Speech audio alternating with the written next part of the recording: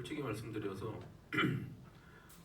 꼭 뮤지컬 영화를 만들어야 되겠다 하는 생각은 처음에는 없었습니다. 근데 뮤지컬 영웅 공연을 보고 이 공연을 영화로 만들어야 되겠다 생각을 했기 때문에 당연히 안중근 의사의 일대기를 만든다고 하면은 드라마나 이런 장르로 풀었을 것 같아요.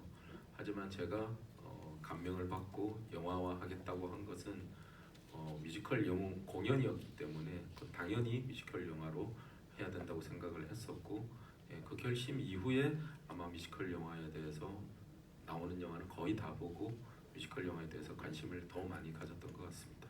성공한 뮤지컬을 영화로 만들 때 꼭 뮤지컬의 주연 배우를 영화로 꼭 쓰는 경우가 있지는 않잖아요.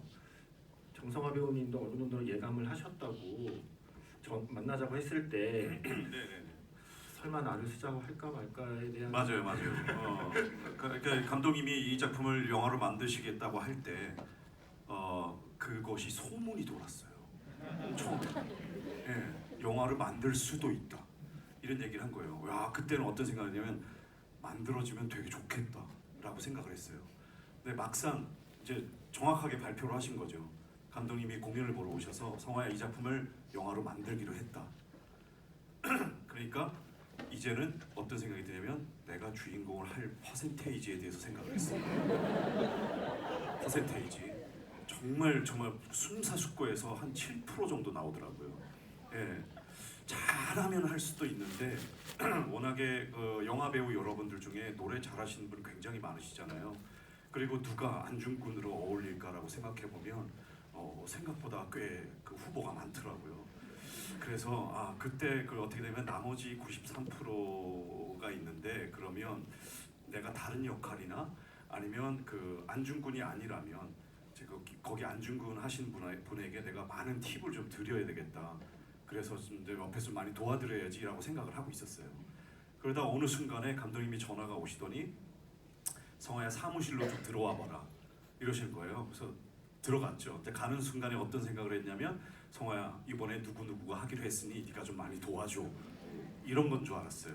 근데 갔더니 정말 대본이 갓 구운 빵처럼 따끈따끈한 거예요. 그걸 탁 내미시더니 너를 그 안중근으로 하기로 결정을 했다. 그러니 지금부터 살을 빼줘라. 그러신 거예요. 제가 그때 86kg였거든요. 그래서 어느 정도나 빼야 합니까? 그러니까 객관적으로 봤을 때 사람들이 너를 안중근으로 여길 수 있을 정도로. 예. 그래가지고 그 다음부터 진짜 정말로 치열한 다이어트 전쟁이 시작됐습니다.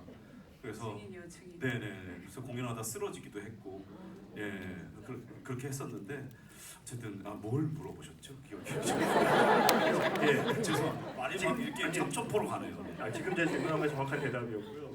그런데 그 제안 받고 바로 오케이 하신 거죠? 근데 네, 뭐 생각 좀 해보겠습니다. 이렇게는 절대 할 수가 없었어요. 왜냐하면 그 자리에서 덥석 물어야지. 근데 그러셔도 됐을 게 최근에 감독님 인터뷰 보니까 네. 정성화 배우가 거절했으면 집에 찾아가서 무릎을 꿇었을 것이다라고 얘기했는데 그때 당시에- 거절했으면 무릎 꿇는 모습을 볼 수 있었거든요. 그 대한민국 영화계의 큰 거목인 그 감독님의 무릎을 꿇게 한 배우는 이 작품은 할 수 있을지 몰라도 다른 작품은 할 수 없을 것입니다. 이 생각이 많으신 분이구나. 근데 살면서 본인이 안중근 의사를 닮았다고 생각해 본 적이 한 번도 있으세요? 한 번이라도? 전혀 한 번도 없었습니다. 근데 지금 뒤에 한번 봐주시겠어요? 누가 봐도 안중근인데. 그러니까 저 포스터를 보면서 제가 처음 들었던 생각은, 자, 정말 대한민국의 분장 기술이 정말 발달했다. 그리고 사진 찍으시는 분이 어쩜 저런 순간을 캐치하셨을까. 그때 저 사진 찍을 때 비하인드를 말씀드리면 한 15분 만에 찍었어요.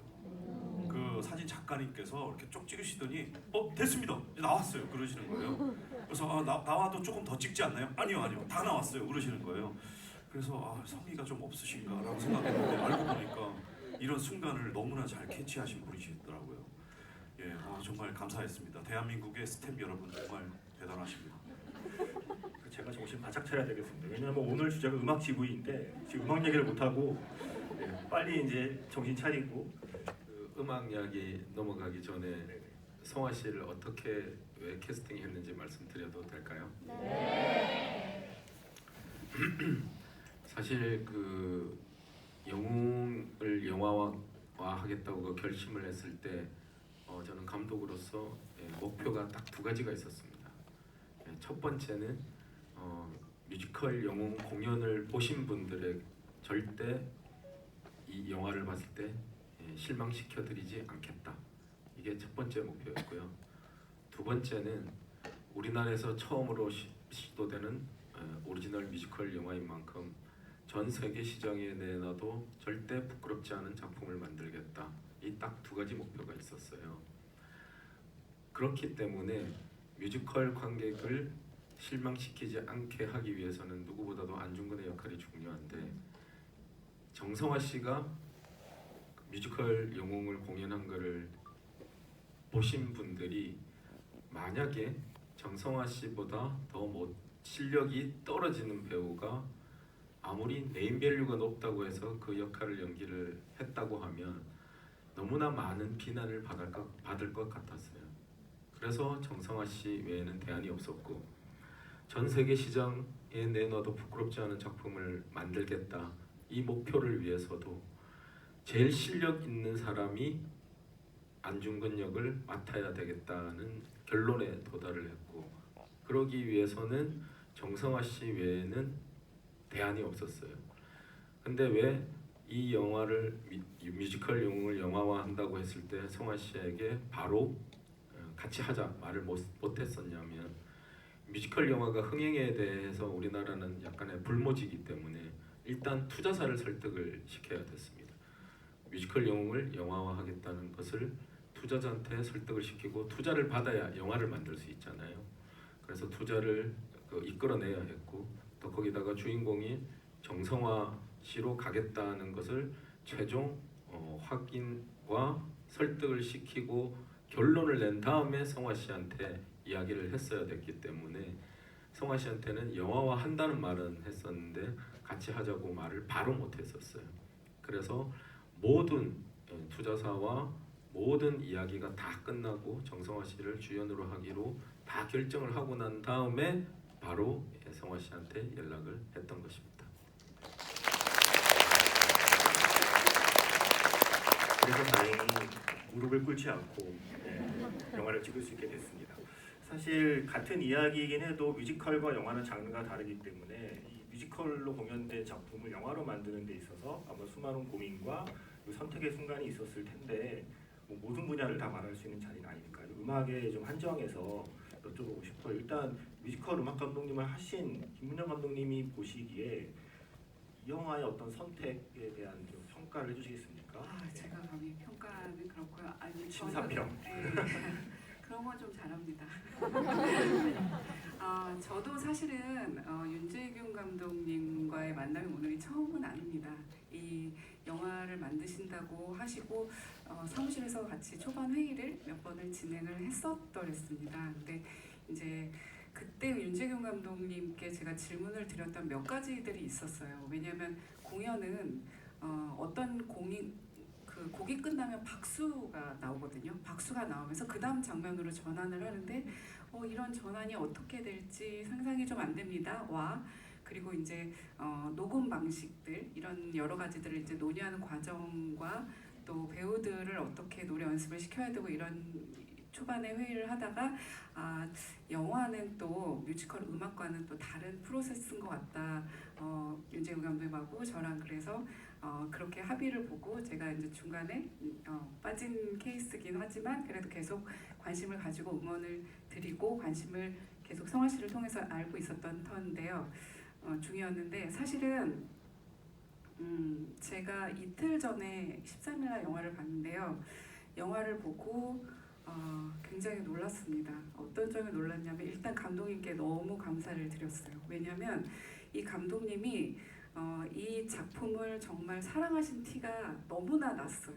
그래서 장면 전환에 있어서 감히 감독님 제가 말씀을 드리자면, 뭔가 하나의 이게 연극의 요소도 갖추면서 또 영화의 어떤 그 전환에 이런 거에 굉장히 신경을 쓰신 티가 엄청 많이 났고요. 그리고 저는 잘 아는 이 뮤지컬 노래에 나오는 음악들이 굉장히 계속 삐지로 깔립니다. 언더스코어로 깔려서 굉장히 익숙하고 반갑게 와 닿았고요. 저는 무엇보다도 오늘 꼭 이 말씀을 드려야겠다 오면서 생각을 했습니다. 용기 내주셔서 너무 감사합니다. 네.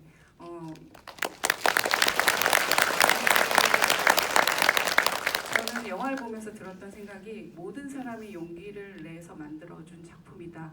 정말 너무 소중하고 가치가 있다라는 생각이 들었습니다. 사실 정성화 씨 공연장에서 노래 훨씬 더 잘합니다. 영화보다 훨씬 더 잘해요.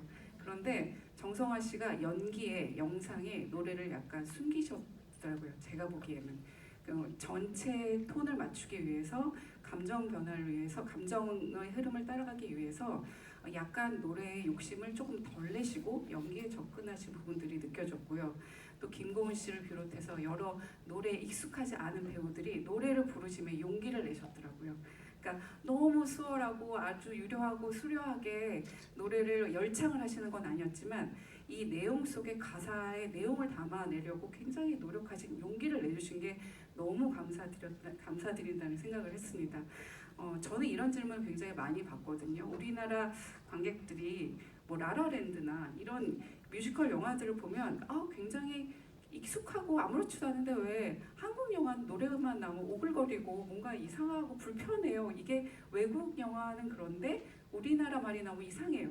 여러분이 이제 저는 용기 내주셔야 될 차례라고 생각합니다.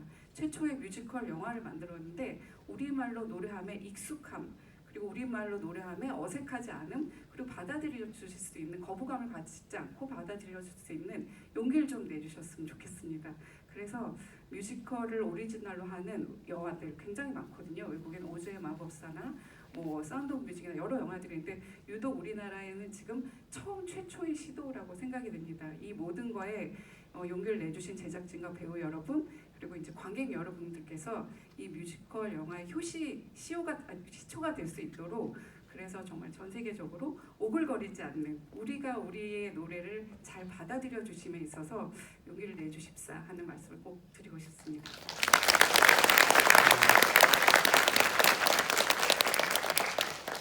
누군가 용기를 내면 사실 그 다음부터는 욕심만 내면 되거든요.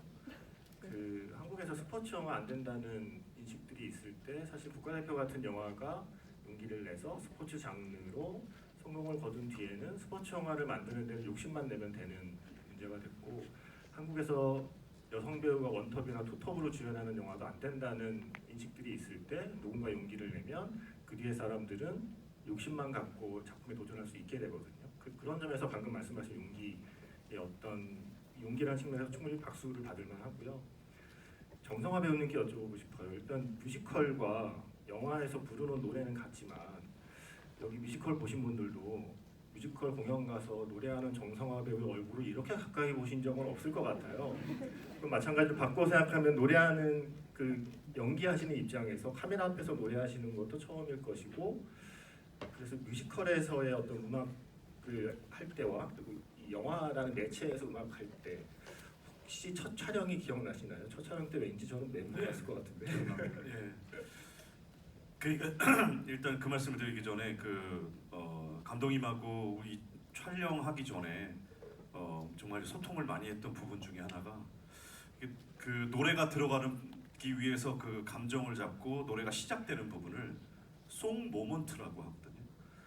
알아두세요. 송 모먼트. 이제 송 모먼트를 가장 자연스럽게 하는 것이 일단 제일 중요하다라고 그 감독님하고 저하고 얘기를 했고, 그 다음에 노래의 가사가 무조건 대사처럼 들려야 한다, 이거였습니다. 그러니까 예를 들면 조국이 무엇입니까? 조국이 대체 우리에게 무엇입니까? 했는데 타국의 태양 이렇게 되면 이게 아까 말씀드린 그 오글거림이 되는 거거든요.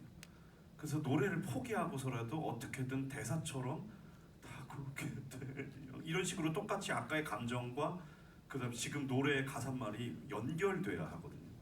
근데 그 부분을 제일 처음 찍은 게 바로 지금 말씀드린 이 부분이었습니다. 타국의 태양. 근데 그때 이제 처음이라서 그동안의 뮤지컬 무대에서는 제가 노래를 시작하면 오케스트라 사운드가 쫙 멋있게 들리면서 제가 목소리를 타국에 이렇게 하면 리버브가 탁 매겨져서 관객 여러분들이 듣는 그 음향을 저도 듣거든요. 그냥 같이 즐기면서 이렇게 할 수 있는데 여기는 없는 거예요. 그게. 그러니까 현장에서 제 목소리를 수음해야 되기 때문에 그러니까 이제 그 생소리라고 그랬잖아요. 우리가 노래방 갔을 때 에코 없는 소리. 네, 이런 소리를 들으면서 해야 되니까 이게 노래를 되게 못하는 것처럼 느껴지는 거예요. 그러니까 감정이 뭡니까? 아무것도 안 잡히죠.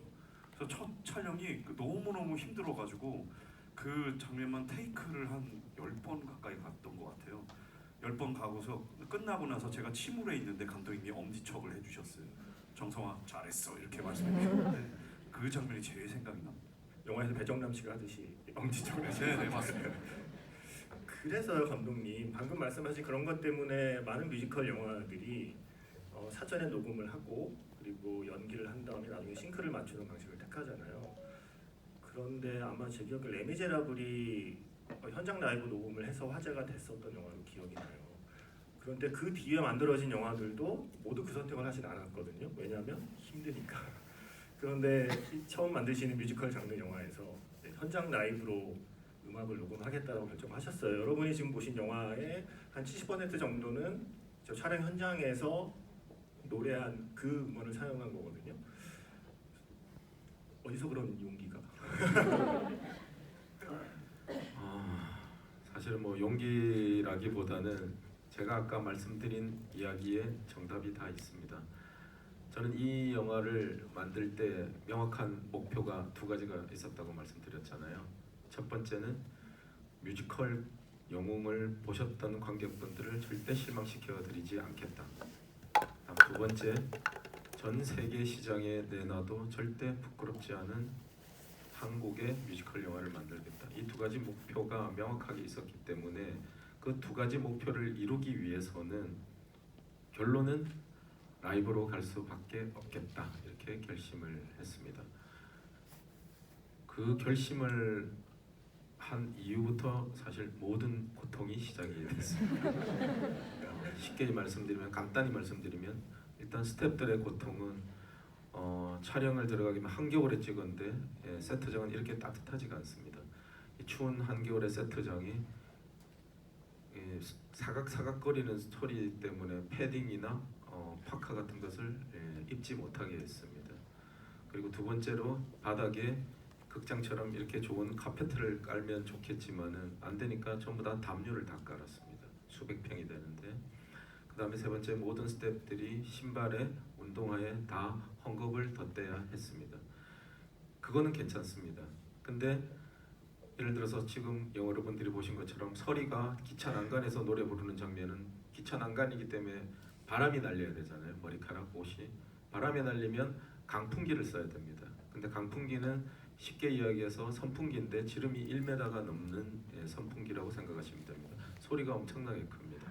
그럼 그런 경우에는 또 어떻게 해야 되냐?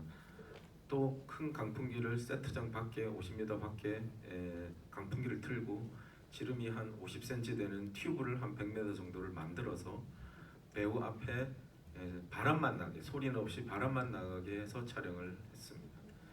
근데 실내 세트장은 그런 방법이라도 있으니 좋았습니다.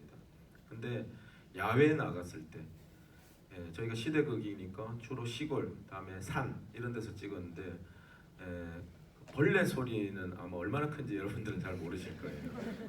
그러면 스태프들은 하루 전날에 그 촬영장에 가서 사방 몇백 미터에 다 방역을 해야 됩니다. 벌레를 없애야 됩니다.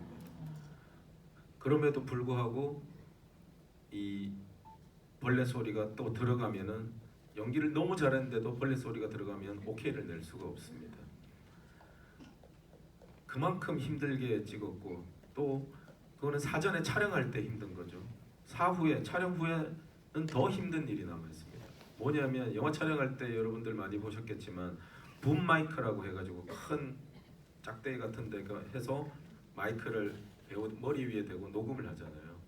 근데 노래를 할 때는 붐 마이크를 사용할 수가 없습니다. 왜냐하면 입하고 이 마이크하고 거리가 최소한 50에서 1m 정도 떨어지면 그 소리가 녹음되는 동안에 다른 소음이 섞여 나오기 때문에 깨끗한 목소리를 확보를 할 수가 없습니다.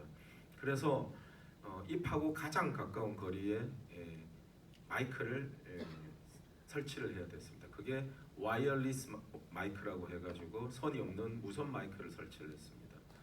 근데 무선 마이크는 문제가 뭐냐면은 이대로 영화에 나올 수가 없잖아요. 오케이가 나오면 이 무선 마이크를 일일이 다 컴퓨터 그래픽으로 다 지워야 됩니다. 그게 1000커트가 넘습니다. 우리 영화에. 많은 사람들이 해운대라는 영화가 CG가 제일 많이 들어갔고 국제시장이 많이 들어갔다고 생각하실 텐데 사실 커트 수로만 보면은 영웅이 CG 커트가 제일 많이 들어갔어요. 근데 마이크 지우는 거는 옷 위에 있기 때문에 마이크를 지우고 옷 색깔로 입히면은 쉽게 해결이 됩니다. 문제는 반주를 들을 때 쓰는 인이어, 이어폰, 가수들이 귀 뒤로 해서 그 인이어 마이크 그 이어폰을 듣고 반주를 듣고 노래를 하잖아요. 이거를 전부 다 끼고 촬영을 하면 오디오에 있는 마이크는 조그맣기 때문에 지우면 되지만 이 귀를 없애야 되잖아요. 그래서 촬영을 할 때 성화 씨 마찬가지고 모든 배우분들이 인이어를 끼지 않은 귀를 360도로 다 찍었습니다. 그래서 인이어를 쓴 그 커트를 다 지우고 그 360도 찍었던 그 귀를 다 갖다 붙였어요. 그게 1000커트가 넘습니다. 감독님 우시는 거 아니죠? 그리고 뭐 간단하게 하셔가지고 배우분들은 얼만큼 힘이 들었느냐. 배우분들은 스태프들은 그렇게 힘이 들었고 배우분들은 아까 성화 씨가 말한 것처럼 노래에 신경을 쓰면 감정이 제대로 잡히지가 않으면 오케이를 낼 수가 없습니다. 근데 감정을 연기는 너무 잘했는데 노래가 음이탈, 속된 말로 삑살이라고 그러죠. 음이탈이 나면 그것도 오케이를 낼 수가 없습니다. 저는 그 테이크를 많이 가는 감독이 아닙니다. 보통 1, 2, 3, 7 테이크 안에 오케이를 내는 편인데 독창이 나왔을 때는 더군다나 노래를 부를 때는 커트를 최대한 끊지 않기 위해서 롱 테이크 처음부터 끝까지 다 한 커트로 가는 방식을 많이 차용을 했기 때문에 배우들이 처음 노래를 시작하면 끝까지 가야 되는데 처음부터 끝까지 노래와 연기가 다 오케이가 나는 경우가 거의 없었습니다. 그래서 독창 나오는 부분은 최소한 10번 이상의 테이크를 갖고 근데 격정적인 노래이기 때문에 배우들은 테이크 한 3번만 부르면 다 탈진합니다. 근데 그걸 오케이가 안 났기 때문에 끝까지 진짜 피를 토하는 심정으로 노래를 불렀고 탈진할 때 모습을 봤을 때 참 감독으로서 너무나 죄송스럽고 보기가 힘들었습니다. 제일 테이크가 많이 갔던 장면이 말씀드리겠습니다. 맨 마지막에 장부가 부를 때 장면입니다. 마지막으로 할 말이 뭐가 있는가? 카메라 쫙 빠지면서 장부가 세상에 태어나 1분이 넘는 롱테이크입니다. 성화 씨도 무아지경이 되어서 아마 정확하게 기억을 못 하실 거예요. 인터뷰한 거 보니까 잘못 인터뷰하신 게 있어요. 뭐냐면 첫 번째에서 13번 테이크를 갔는데 12번째인가 11번째인가 오케이가 났다고 말씀하셨잖아요. 잘 생각해 보세요. 본 촬영 때 이런 분 아니에요? 예, 아니에요. 본 촬영 때 13번 테이크를 가가지고 맞습니다. 11번째인가 12번째 오케이를 해서 편집에 붙였습니다. 편집을 하고 믹싱을 하다 보니 조금 아쉬웠어요. 그래가지고 성화 씨가 그때 그 김고은 씨 다시 재촬영할 때 다시 다시 찍었잖아요. 예. 다시 몇 달 뒤에 다시 와서 그 장면을 다시 찍었습니다. 또 10몇 번을 또 불렀어요. 그래서 오케이가 났습니다. 근데 그때 오케이를 해서 붙여놓으니까 또 약간 마음에 안 들었어요. 그래서 영웅 30 다시 찍을 때 다시 저 장구가 부른 거 기억나세요? 네네네 기억나요. 또 불렀습니다. 또 10몇 번을 불렀어요. 다 합하면 저 네. 마지막에 장부가 오케이 난 그 롱테이크 안 끊었잖아요. 한 카트로 끊어서 한 카트로 그냥 계속 끝까지 얼굴까지 간 그거는 다 합하면 한 40번 정도 찍었어요. 그 중에 하나를 오케이로 낸 겁니다. 이거는 제가- 배우님도 할 말이 많겠네요. 네, 제가 이제 그 영화 촬영을 다 마치고 크랭크 업을 하고 72kg까지 뺐거든요. 86kg에서.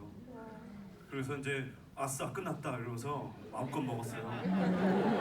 그래서 72kg에서 78kg까지 되는 데는 몇 주 걸리지 않았어요. 네, 금방 불더군요, 정말 세상에. 야식도 마음껏 먹고 싶은 술도 마시고 이렇게 하다 보니까 금방 불었는데 어느 순간 청천벽력 같은 소리가 들어오게 됩니다. 성화야, 그 부분 다시 찍자. 알겠습니다. 그래서 2주 만에 74kg가 된 거예요. 예, 근데 나머지 2kg가 남았잖아요. 근데 신이 도왔습니다. 제가 그때 백신을 맞았는데요. 그 백신의 부작용이 설사로 온 겁니다. 그 설사 이틀 만에 2kg가 빠지더라고요. 그래서 최종적으로 체중계에 올라가니까 72.8이었습니다. 그래가지고 그 장면을 다시 찍었어요. 그 기억이 납니다. 40번이군요. 네, 맞습니다. 제가 지금까지 많은 지구를 진행했지만 설사 토크 처음입니다.